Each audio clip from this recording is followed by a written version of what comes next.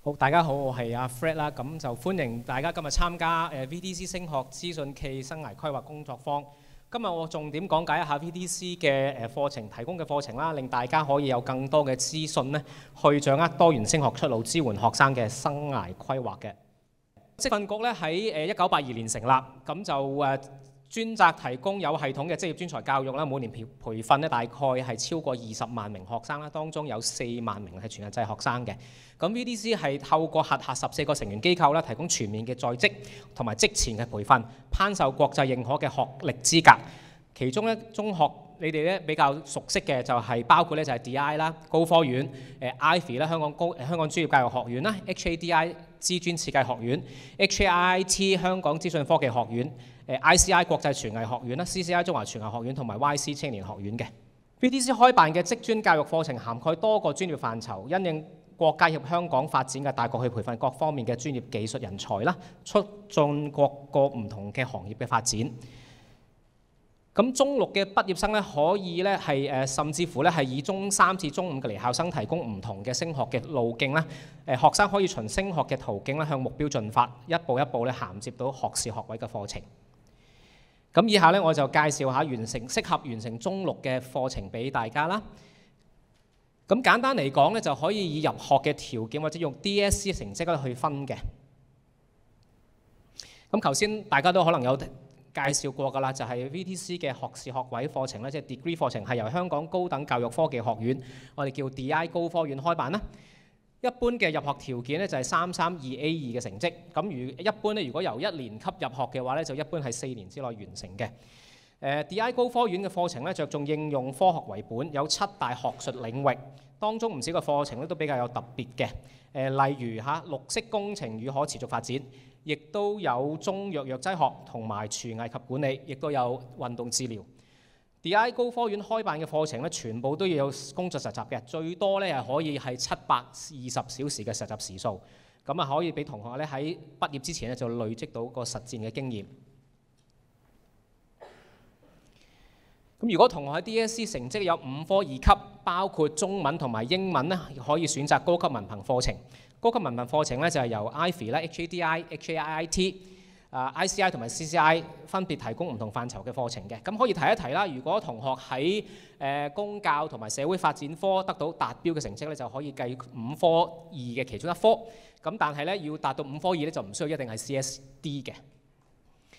咁高級文憑有7大學科，咁全部屬於政府資助嘅課程，一般2年可以完成。所有嘅課程都係一樣，都係要實習。咁啊，俾同學咧實踐學習中所學嘅嘢啦，鞏固知識。咁我哋提供嘅課程咧，唔少獲得專業機構認可，可以令到同學咧就提升呢個職場嘅競爭力。我哋嘅高級文憑咧特色咧係着重實踐，全部嘅高級文憑我頭先講過啦，就要做實習，咁最少咧就100小時嘅實習時數。咁啊，現時咧有超過2500間嘅企業啦、機構啦或者政府部門咧，就為我哋提供實習嘅機會。當中咧包括比較熟悉嘅名字，例如係港鐵啦、Amazon 啦、國泰啦，甚至乎係迪士尼等等。咁除咗實習之外咧，我哋亦都有同好多行業同埋同啲 NGO 咧，就做啲 partnership project。咁利用學到嘅知識咧，就製造可以解決社會問題嘅方案，幫助咧社會有需要嘅人士。透過教育去令社會進步，亦都可以藉住同業界嘅合作，建立咗人脈，加強自己嘅優勢。咁啊，升讀大專咧，唔少同學都可以好想去海外交流啦。咁啊 VTC 我哋亦都有好多機會，甚至乎係亦都有啲資助，係俾同學咧就去參加唔同嘅國際賽事進行交流。咁啊涵蓋各大嘅學科嗱，咁就足跡咧就包括有咩咧？有中國內地啦，有澳洲、英國、法國、日本、美國等等嘅多個地方嘅。喺升學出路方面啊，咁就我哋嘅高級文憑咧係獲到資歷係獲到認可。咁同學畢業之後咧，如果想繼續升學嘅話咧，升 U 嘅選擇都有好多嘅。過往咧就大概有96% 嘅畢業生咧成功升讀本地或者海外嘅大學學士學位。升學嘅選擇係包括咧就係非本地嘅學士學位就經過 non-JUPAS 去 apply 啦。咁就教資會即係嗰8大全日制嘅高級學士學位，每年嘅學額有5000個。只提供高級文憑嘅畢業生或者副學士嘅畢業生去報讀，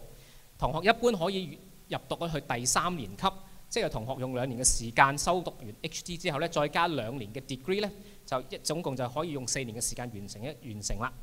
咁 DI 高科院銜接學士學位課程，即係另外一個咧喺我哋左手邊嘅第二個啦。DI 高科院提供比較獨特嘅學士學位課程，例如中藥藥劑學啦、運動教練、園藝、樹藝及園景管理等等。畢業生可以喺 DI 高科院繼續鑽研相關嘅知識。咁合資格嘅同學可以喺升讀第3年級，咁一般咧都係用2年嘅高級文憑再加2年嘅 DI 嘅 degree， 即係總共用4年時間都可以完成嘅。咁好啦，咁另外咧就有 Shape 提供嘅銜接學士學位課程。咁呢條升學出路嘅優勢咧就係最快可以1年之內完成啦，即係話同學係2+1 2年嘅高級文憑再加1年嘅 Shape 嘅 Top Up Degree， 3年就可以得到一個學士學位嘅資歷。咁另外咧亦都有同學可以選擇高級文憑，用高級文憑嘅學歷咧就係去海外升學嘅。咁頭先呢度講咧就係講升 U 啦，咁但係就業又點呢？咁就業出路咧，我哋高級文憑嘅畢業生非常受僱主嘅歡迎㗎。選擇投身職業發展嘅同學咧，就業率有90%。咁人工咧過去嗰3年咧都有所上升嘅。咁啊畢業同學當中咧，超過30%嘅人工每個月咧係有2萬蚊以上。咁由於課程係貼近行業嘅要求啦，咁唔少嘅行業咧係比較新興嘅，係比較熱門嘅，例如係雲端工程師啦、資訊安全工程、社交媒體創作等等。咁佢哋嘅人工都唔錯㗎。咁啊，例如雲端工程師啦，一般嘅人工咧都達到每個月係2萬5以上嘅。咁同學亦都可以按照自己嘅興趣咧有唔錯嘅發展嘅。咁啊，例如係社工啊、配藥員啊、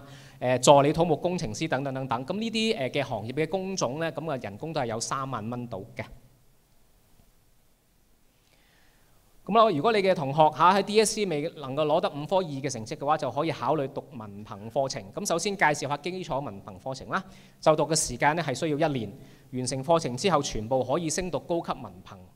畢業生咧除咗可以升讀高級文憑之外咧，喺考公務員嗰方面咧亦都有獨特嘅優勢嘅。基礎課程文憑係獲得公務員事務局認可，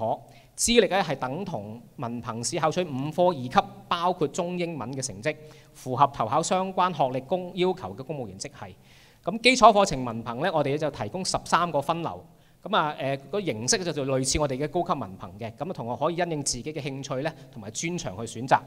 咁有3個新嘅分流嘅，包括喺呢度見到嘅電影及動畫設計啦、健康護理同埋智能交通技術。好啦，咁老師就會問啦，喂，咁裏邊讀啲乜嘢㗎？咁樣咁就基礎課程文憑嘅設計咧，就係為同學首先咧就喺左邊嘅打好語文嘅基礎，照顧好中英文嘅寫作啦，亦都會訓練同學嘅英文同埋普通話嘅聆聽同埋會話嘅技巧。同中學所學到嘅語文科唔同咧，基礎課程文憑係着重社會上面應用嘅用詞同埋格式，例如寫作啦，甚至乎咧係會專注處理公務，或者咧係學習寫下啲 project 啊、report 啊等等等等，咁令到同學咧就更多語文嘅知識去支持佢嘅專業發展或者繼續升學嘅。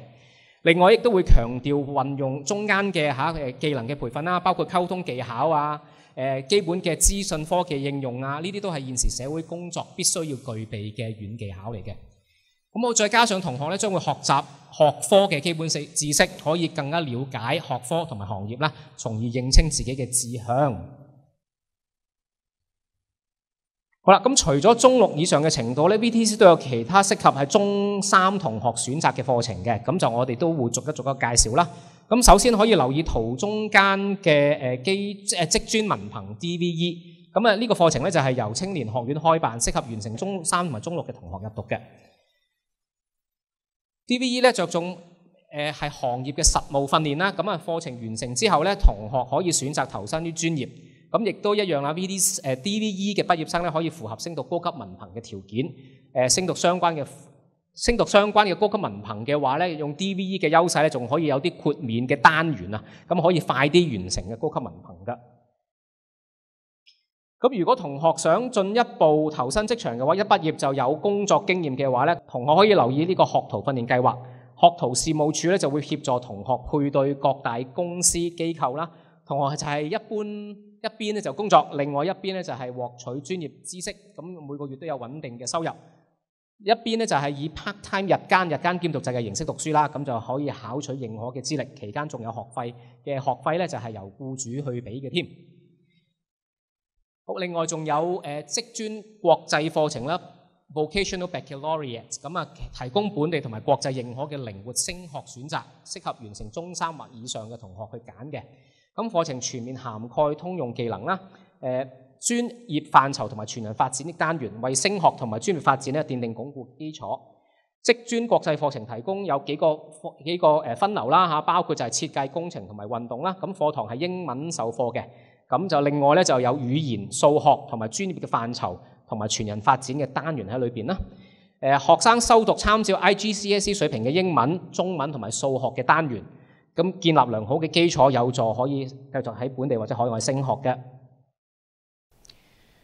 咁啊，如果你嘅同學係中意煮下嘢食，或者係熱愛飲食啊、旅遊文化，想盡早投身專業嘅同學咧，就可以考慮一下酒店、旅遊同埋廚藝文憑或者係證書課程。咁啊，由國際廚藝學院、中華廚藝學院同埋酒店及旅遊學院開辦嘅文憑課程咧，着重實務性。咁啊，提供訓練餐廳、訓練酒店 T Hotel 同埋食品科學實驗室咁設備，俾同學咧實踐所學。咁呢啲課程都係政府資助嘅。咁另外我哋亦都有初級全能海員證書課程啦。咁好啦，咁亦都有啲同學就可能喺同中學嘅體驗會唔會好唔同咧嚇？咁就升讀呢個大專會唔會唔慣啦嚇？或者係想透過唔同嘅活動認識課堂以外嘅朋友。咁我哋嘅院校咧，其實咧都我哋所有嘅院校都有一個叫做學生發展處啦，透過多元化嘅活動同埋課程協助同學擴大佢嘅社交圈子，提升自信心，亦都咧係培養應有嘅價值觀，迎接升學同埋事業嘅發展嘅。全人發展都有搞其他活動俾同學接觸社會，訓練個人嘅演說技巧。咁我哋亦都有社堂啦嚇，亦都係配合唔同嘅活動咧，可以俾同學去參與嘅。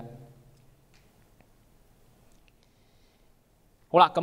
獎學金方面啦，咁我哋亦都有提供唔同嘅獎學金啦，俾同學去申請啦。咁喺24-25學年呢，我哋頒發嘅獎學金係超過4600萬啦。咁有好多唔同類型嘅獎學金可以俾申請者去或者同學去申請嘅。亦都有包括係新生入學金啦、升學又有啦。或者表揚同學喺唔同方面嘅，例如才藝，甚至乎喺實習期間表現得好優秀嘅同學咧，都可以咧申請個獎學金嘅。甚至乎咧有啲獎學金咧係高達咧係50萬嘅。好啦，咁我哋又講另外一邊咯喎嚇。咁除咗中三同埋中六嘅課程咧，我哋 VTC 亦都有舉辦應用學習嘅課程嘅。咁應用學習咧就係高中課程嘅重要一環啦。咁就係中學文憑試嘅乙類科目。咁啊，同學修讀咗呢個課程之後咧，可以繼續報讀我哋 VTC 開辦嘅高級文憑，甚至乎係學士學位課程。咁啊，喺相關嘅專業再進一步嘅發展嘅。咁 VTC 為咗我哋嘅中四同埋中五同學提供應用學習課程，涵蓋6大學科範疇啦，就包括係創意學習、媒體及傳譯、服務、應用學科、應用科學、商業管理同埋法律同埋工程及生產14個項目可以俾大家去揀嘅。咁啊，透過多元嘅學習體驗啦，培養學習嘅興趣嘅。我哋舉辦嘅 Applied Learning 咧，畢業生咧係可以升讀相關嘅高級文憑咧，亦都可以獲得部分單元嘅豁免。咁啊，我哋開辦嘅應用學習課程咧係有唔同嘅授課模式嘅。包括咧就個別同學可以喺逢星期六喺我哋 VTC 嘅 premises 喺我哋 VTC 嘅院校嗰度上啦，又或乎咧就可以咧因應你哋學校唔同嘅 timetable， 咁我哋咧就可以喺平日或者係星期六喺你哋嘅中學，甚至乎喺翻我哋 VTC 嘅 premises 嗰度上堂嘅。咁老師如果有興趣為同學安排 VTC 嘅 applied learning， 或者甚至乎係包班嘅話咧，都可以留意個條 link 啦，同埋我哋打電話俾我哋嘅。好啦，咁頭先我哋所講嘅活動包括升學攻略工作坊、升學諮詢講座、互動課程體驗活動，甚至乎係參觀院校，令到同學可以親身體驗，得到更多嘅資訊規劃未來嘅話咧，咁 VTC 可以因應學校嘅日程，咁就彈性配合啦，度身訂造呢個體驗嘅活動。咁另外其實咧，我哋都有架貨 van 嘅，咁就係如果想協助同學早早開始規劃生涯嘅話咧，我哋可以留意我哋嘅專家導航計劃，提供一系列嘅生涯規劃資訊同埋行業專題活動。透過專家導航網站咧，大家可以了解專業或者職業資料同埋相關嘅課程。咁啊，電動流動探索車即係途中我哋見到呢個未來任務啦嚇。咁就可以到訪各區嘅中學，以互動有趣嘅方式，可以介紹各行各業同埋佢嘅最新發展。咁就歡迎報名同埋體驗嘅。